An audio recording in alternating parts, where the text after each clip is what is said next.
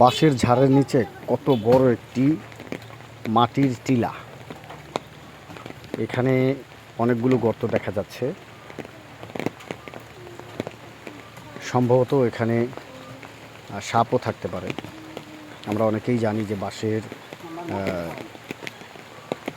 গোড়ার মধ্যে এই ধরনের মাটির টিলাগুলোতে সাপের বসবাস থাকে এবং দেখতে পাচ্ছেন যে ছোট ছোট গর্ত রয়েছে। তবে এখানে এক ব্যক্তি এই মাটিগুলো কেটে সরাচ্ছে। তিনি বললেন যে মূলত এটা আসলে হচ্ছে পিঁপড়ার বাসা।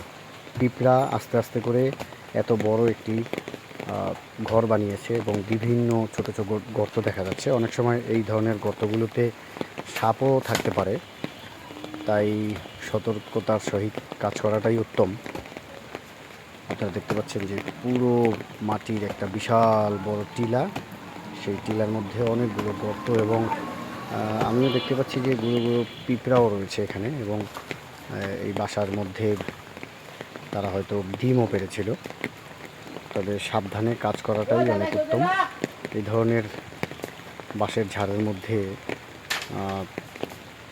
সাপের থাকার সম্ভাবনাই অনেকটা বেশি থাকে এবং বিষধর সাপ থাকে।